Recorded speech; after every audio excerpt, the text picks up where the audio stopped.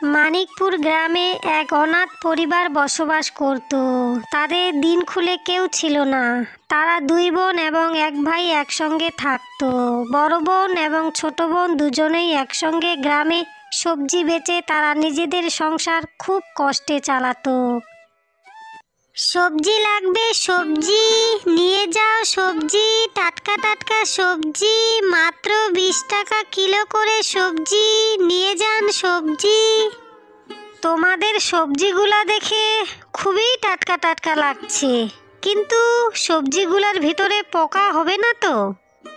না না কাকিমা, বলুন তো, আপনাকে আমি কিছু সবজি ভেঙে দেখাচ্ছি। একদম আজকে টাটকা টাটকা সবজি, আপনি নিশ্চিন্তে নিয়ে যেতে পারেন। ঠিক আছে, তাহলে আমাকে আজকের মতো 1 কিলো ফুলকপি দিয়ে দাও।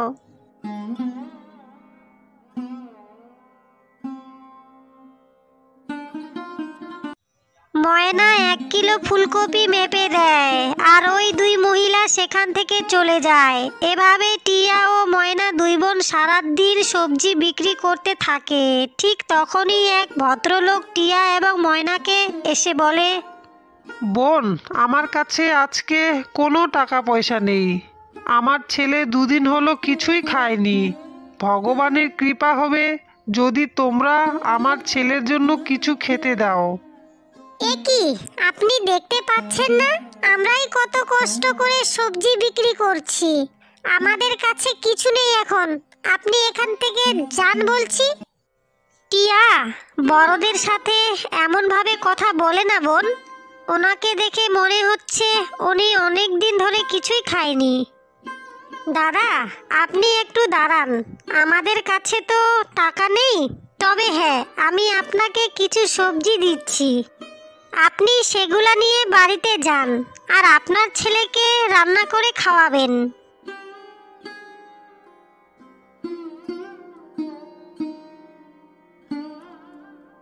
বোন, তোমরা আমার খুব বড় উপকার করলে গো। ভগবান তোমাদের দুজনকেই মঙ্গল করুক। ঠিক আছে বোন, এখন তাহলে আমি আসি। এরপরে লোকটি সবজি নিয়ে সেখান থেকে চলে যায়। এরপর দুই বোন সারাদিন সবজি বেচে যা টাকা হয় সে নিয়ে দু বোন জমিদারের বাড়ি চলে যায় আর জমিদারের হাতে সব টাকা তুলে দেয়। এ কি, এ তো মাত্র এখানে 200 টাকা। আমি তোমাদের যা সবজি বিক্রি করতে দিয়েছি সে হিসাবে তো 300 টাকার হওয়ার কথা। আর 100 টাকা কোথায় গেল? মহেশ বাবু, আজকে যখন আমরা দোকান বন্ধ করব, ঠিক তখনই একজন অসহায় লোক আসে আর আমাদের কাছে এসে বলে তার ছেলে নাকি 2 দিন হলো কিছুই খায়নি। এই জন্যই তো ওই অসহায় লোকটাকে আমি কিছু সবজি দিয়ে দিয়েছি, তার জন্যই টাকা একটু কম হয়ে গেছে। ওই সবজিগুলা তোর বাপের সম্পত্তি নাকি? তুই টাকা না নিয়ে ফ্রিতে ওকে সবজি দিয়ে দিয়েছিস? তুই ওর উপর দরদ দেখাতে গিয়ে তো তুই আমার 100 টাকা লস করে দিয়েছিস, তাই না? আমি কিন্তু তোমাদের এমনি এমনি ছেড়ে দেব না। আমি তোমাদের মাইনে থেকে ওই 100 টাকা কেটে নেব, এই আমি বলে দিলাম। আরে মহেশ বাবু, আপনি দয়া করে এটা করবেন না। আপনি যদি আমাদের মাইনে থেকে 100 টাকা কেটে নেন তাহলে আমরা কি খাবো? আর আমাদের ঘরে একটা ছোট্ট ভাই আছে, সেই বা কি খাবে বলুন? আপনি 100 টাকা কেটে নিলে তো আমাদের না খেয়ে থাকতে হবে। সেটা তো ওই লোকটাকে সবজি দেওয়ার আগে ভাবা উচিত ছিল তোমাদের, তাই না? এই বলে মহেশবাবু তাদের মাইনে থেকে 100 টাকা কেটে নেয়। তারপর ওই দুই বোন মন খারাপ করে সেখান থেকে চলে যায়।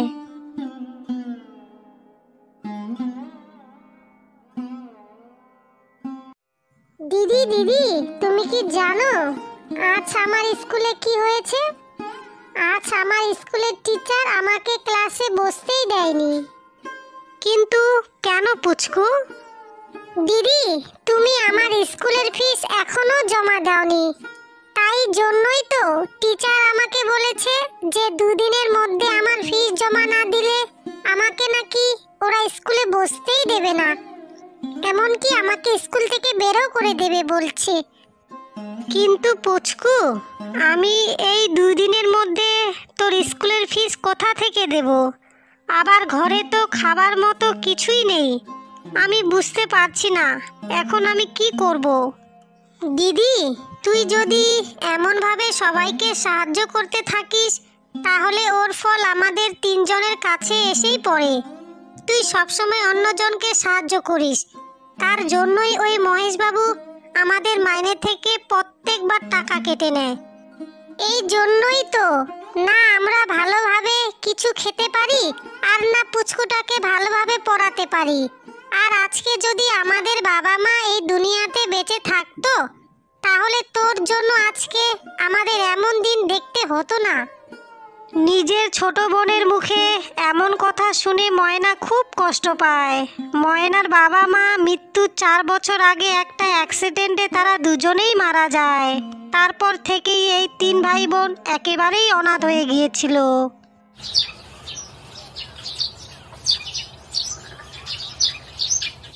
বল্টু, এ কি, তুই আজকে স্কুলে যাবি না?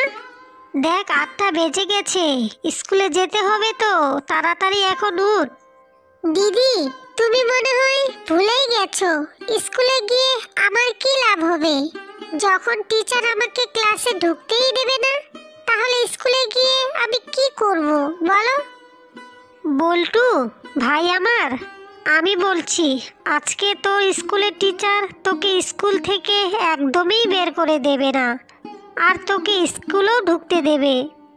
চল চল, এবার তাড়াতাড়ি উঠে স্কুলের জন্য তৈরি হয়ে নাও, না হলে যে তোর স্কুলে যেতে অনেক দেরি হয়ে যাবে।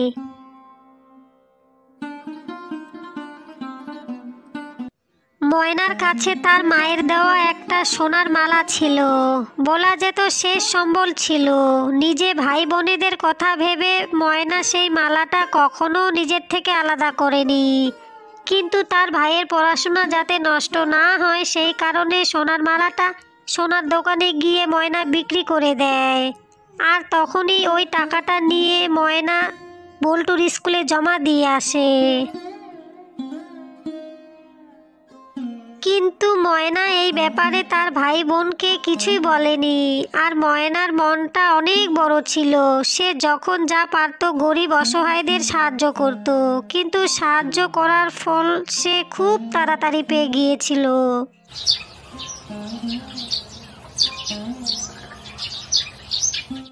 তোর ছোট ছোট ভাই বোনেদের দেখে আমার খুব কষ্ট হতো, তাই আমি তোমাকে আমার বাগানের সবজি বিক্রি করতে দিতাম। কিন্তু তুই শেষমেশ কি করলি? তুই আমারে খেয়ে আমাকেই বাস দেওয়ার চেষ্টা করছিস। কিন্তু এবার অনেক হয়েছে, আর না, তোমাকে আজকে থেকে আর আমার সবজি বেচার দরকার নেই। তুমি এখন আসতে পারো। মহেশ বাবু, আপনি আমাকে দয়া করুন, আপনি এমনটা করবেন না। আমি যদি কাজ না করি তাহলে আমার ছোট ভাই বোনেদের কি হবে? তোর ভাই বোনেদের কি হবে সেটা আমার দেখার প্রয়োজন পড়েনি, সেটা তুই ভালো করে জানিস। মহেশ বাবু, দয়া করে এবারের মতো আমাকে কাজে রেখে দিন। আমি আপনাকে কথা দিচ্ছি, আমি আপনার কথা এবার থেকে সব শুনে চলবো। মহেশ বাবু ময়নার কোনো কথা শোনে না, ময়নাকে সেখান থেকে তাড়িয়ে দেয়। ময়না বাড়িতে গিয়ে তার ভাই বোনেদের সব কথা খুলে বলে। আমি তোকে আগেই বলেছিলাম না, এই তোর সবাইকে সাহায্য করা নিয়ে একদিন আমাদের অসুবিধার মধ্যে পড়তে হবে। দেখলি তো, তার ফল তুই এত তাড়াতাড়ি পেয়ে গেলি। আর ওই মহেশবাবু আমাদেরকে একটাও কাজ দেবে না বলেছে। দিদি, আজকে যা কিছু হয়েছে সব তোমার জন্যই হয়েছে। নিজের ভাই বোনেদের কাছ থেকে এমন এমন কথা শুনে ময়না মনে মনে খুব কষ্ট পায়। তারপর থেকে ময়নার জীবনে দুঃখের ছায়া নেমে আসে। কথায় আছে না, সব সুখ সবার কপালে সয় না, ঠিক তেমনই ময়নার দুঃখ কখনো কমে না।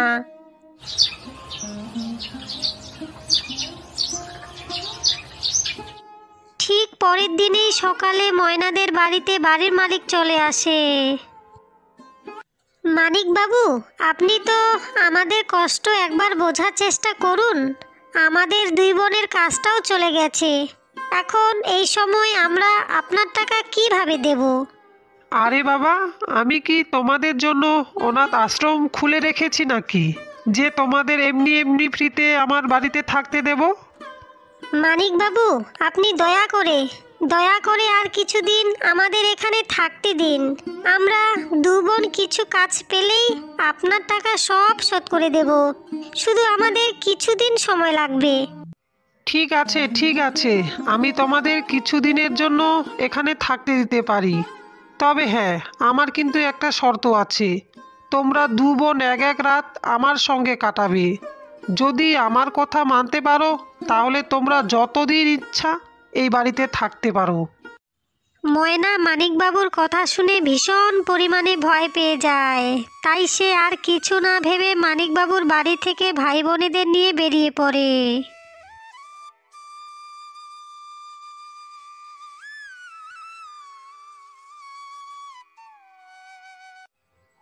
দিদি, আমার না অনেক জোরে খিদে পেয়েছে। কাল রাত থেকে আমি কিছুই খাইনি, এই কারণে আমার পেট ব্যথাও করছে।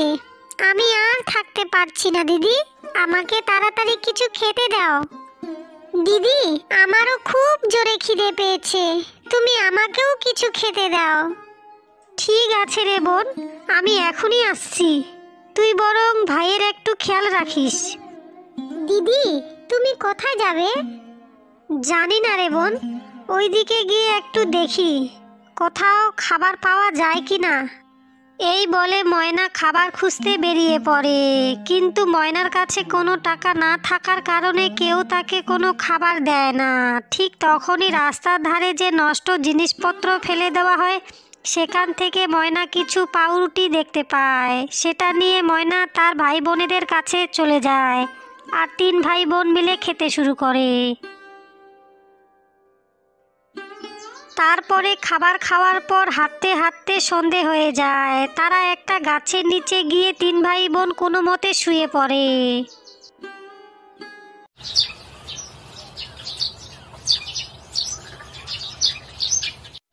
পরের দিন সকাল হওয়ার পর তিনজন আবার রাস্তা দিয়ে হাঁটতে শুরু করলো। 3 দিন ধরে না খাওয়ার কারণে বল্টুর শরীর প্রচণ্ডভাবে খারাপ হয়ে যায়। তারপরে বল্টু সেখানেই অজ্ঞান হয়ে পড়ে। হে ভগবান, আমার ভাইয়ের এ কি হলো? বল্টু, বল্টু ভাই, আমার কিছু বল, কিছু তো বল। তুই চোখ কেন খুলছিস না?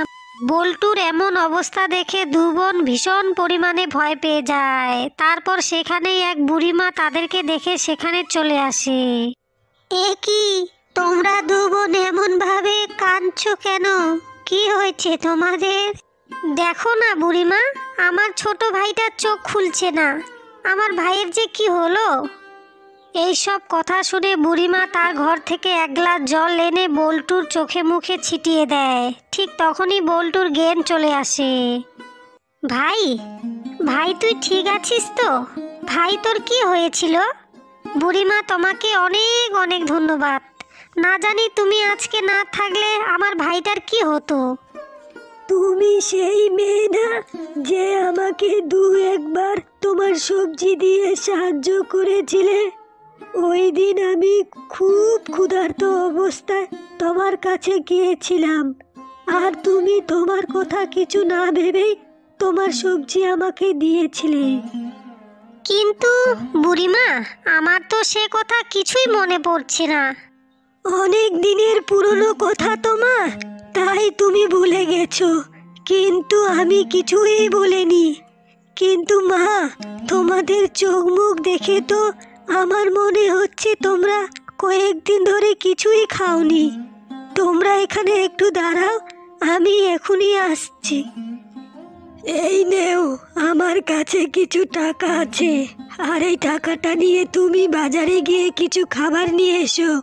আর হ্যাঁ, তোমরা 3 ভাই বোন এখন থেকে আমার এই বাড়িতেই থাকবে। কিন্তু বুড়িমা, আমরা তো 3 জন আছি। 3 জন আমরা আপনাদের বাড়িতে থাকি কিভাবে বলুন তো?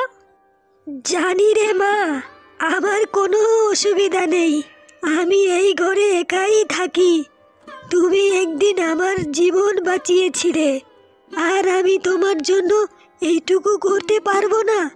ঠিক আছে, এখন যাও, গিয়ে তাড়াতাড়ি বাজারটা নিয়ে এসো। আমাদের তো আবার খুব জোরে খিদে পেয়েছে। তো বন্ধুরা, এই ভিডিওটি থেকে তোমরা কি বুঝলে? গরিবদের সাহায্য করলে ভগবান তার ফল নিশ্চয়ই দেন।